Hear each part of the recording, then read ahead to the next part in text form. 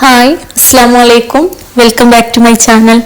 ഇന്ന് ഞാൻ വന്നിട്ടുള്ളത് ബീഫ് കുറുമയുടെ റെസിപ്പി ആയിട്ടാണ്. ഞങ്ങൾ ഇന്നിവിടെ നോമ്പ് തുറക്ക് ബീഫ് കുറുമയും പത്തിരിയാണ് ഉണ്ടാക്കുന്നത്. അപ്പോൾ റെസിപ്പി നിങ്ങൾക്ക് കൂടെ ഒന്ന് കാണിച്ചു തരാമെന്ന് വിചാരിച്ചു. അപ്പോൾ നമുക്ക് വീഡിയോയിലേക്ക് പോകാം. ആദ്യം നമ്മൾ സ്റ്റവ് ഓൺ ചെയ്ത് ബീഫ് വേവിക്കാനുള്ള കുക്കർ ചൂടാക്കിയെടുക്കാം. അത് ചൂടായി വരുമ്പോൾ അതിലേക്ക് നമുക്ക് ആവശ്യത്തിന് വെളിച്ചെണ്ണ ഒഴിച്ചു കൊടുക്കാം. വെളിച്ചെണ്ണയാണ് കേട്ടോ ഉപയോഗിക്കേണ്ടത്, അതാണ് ടേസ്റ്റ് വരുള്ളൂ. എണ്ണ നന്നായിട്ട് ചൂടായി വരുമ്പോൾ അതിലേക്ക് നമ്മൾ ഏലം, പട്ട, ഗ്രാമ്പു എന്നിവ നമുക്ക് ചേർത്ത് കൊടുക്കാം.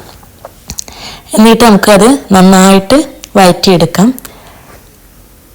ഇത് ചൂടായി വന്നതിന് ശേഷം ഇതിലേക്ക് നമുക്ക് ആവശ്യത്തിന് വലിയ ഉള്ളി, ഇവിടെ നമ്മൾ ഉപയോഗിക്കുന്നത് 1 കിലോ ബീഫാണ്. അതിലേക്ക് 3 സവാള, മീഡിയം സൈസ് 3 സവാളയാണ് കേട്ടോ ഞാൻ എടുത്തത്. അത് നമുക്ക് നന്നായിട്ട് വഴറ്റിയെടുക്കാം. അതേപോലെ ഇത് ബീഫ് ആയതുകൊണ്ട് ഇതിലേക്ക് നമ്മൾ കുറച്ചധികം ചെറിയ ഉള്ളി ചേർത്ത് കൊടുക്കാം. നമ്മൾ തൊലി കളഞ്ഞിട്ട് നമ്മൾ കഴിയുന്ന ഒരു പിടി ചെറിയ ഉള്ളി ഇതിലേക്ക് ചേർത്ത് കൊടുക്കാം. ഇത് ബീഫിലേക്ക് ചെറുള്ളി ചേർത്ത് കഴിഞ്ഞാൽ നല്ല ടേസ്റ്റാണ് കേട്ടോ, അതിന് വേണ്ടിയിട്ടാണ്. ഇനി ഇതൊന്ന് വഴന്നു വരാൻ വേണ്ടിയിട്ട് ഇതിലേക്ക് ആവശ്യത്തിന് ഉപ്പ് ചേർത്ത് കൊടുക്കാം. ഇനി ഇതിലേക്ക് കുറച്ചധികം കറിവേപ്പില, 2 പച്ചമുളക്, വെളുത്തുള്ളി, ഇഞ്ചി ചതക്കിയത്, നന്നായിട്ട് പേസ്റ്റ് ആവേണ്ട, ഒന്ന് ചതങ്ങിയാൽ മതി കേട്ടോ. അതും കുറച്ചധികം വേണം. എന്നിട്ട് ഇത് നമുക്ക് നന്നായിട്ടൊന്ന് മിക്സ് ചെയ്യാം. പച്ചമണം മാറുന്നത് വരെ ഒന്ന് നമുക്ക് വഴറ്റിയെടുക്കാം. ഇനി ഇതിലേക്ക് ആവശ്യമായ മസാലകൾ ചേർത്ത് കൊടുക്കാം. 2 ടീസ്പൂൺ മല്ലിപ്പൊടി, 1.5 ടീസ്പൂൺ പെരിഞ്ജീരകപ്പൊടി, 2 ടീസ്പൂൺ കുരുമുളക്,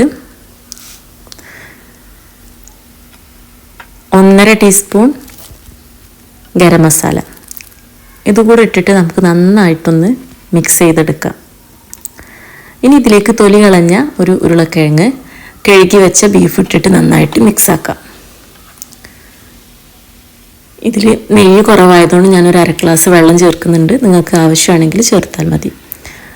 നമുക്കിത് അടച്ചു വെച്ചിട്ട് ഒരു ഹൈ ഫ്ലെയിമിൽ 2 വിസിൽ വന്നതിന് ശേഷം മീഡിയം ഫ്ലെയിമിലാക്കിയിടാം. ഓരോ കുക്കറിനും മാറ്റം ഉണ്ടാവും കേട്ടോ, പ്രഷറിന്. ഇനി ഇതിലേക്ക് ആവശ്യമായ കാഷ്നട്ട് ഞാൻ വെള്ളത്തിലിട്ടിരുന്നു, അത് നമുക്ക് അരച്ചെടുക്കാം. ഇനി നമ്മൾ കുക്കർ ആവിയൊക്കെ പോയിട്ടുണ്ട്, നമുക്കത് ഓപ്പൺ ചെയ്ത് നോക്കാം. ബീഫ് നന്നായി വെന്തിട്ടുണ്ട് കേട്ടോ, നല്ല ഉഷാറായിട്ട് വെന്തിട്ടുണ്ട്. നമുക്കിതിന്ന് കിഴങ്ങ് മാറ്റി വയ്ക്കാം. ഇത് നമുക്ക് ഉടച്ച് ചേർക്കാനുള്ളതാണ് കേട്ടോ കറിയിലേക്ക്.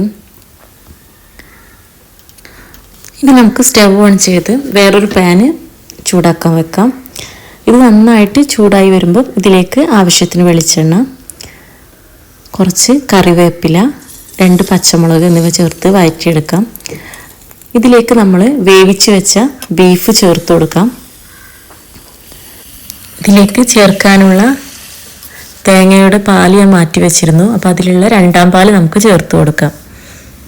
നന്നായിട്ട് ഇളക്കി കൊടുക്കണേ. എന്നിട്ട് നമുക്ക് അരച്ചു വെച്ച കാഷ്നട്ട് ചേർത്ത് കൊടുക്കാം. ഇനി ഇതിലേക്ക് നമ്മൾ മാറ്റി വെച്ച കിഴങ്ങ് നന്നായിട്ട് ഉടച്ച് ചേർത്ത് കൊടുക്കാം. അതുകൂടെ നന്നായിട്ട് മിക്സ് ആക്കിയിട്ട് ഒന്ന് തിളച്ച് വരുമ്പോൾ നമുക്കിതിലേക്ക് മാറ്റി വെച്ച 1ാം പാല് ചേർത്ത് കൊടുക്കാനുണ്ട്. ഒന്ന് നന്നായിട്ടൊന്ന് തിളച്ച് വന്നോട്ടെ. ഇപ്പോൾ നന്നായിട്ട് തിളച്ച് വന്നിട്ടുണ്ട്.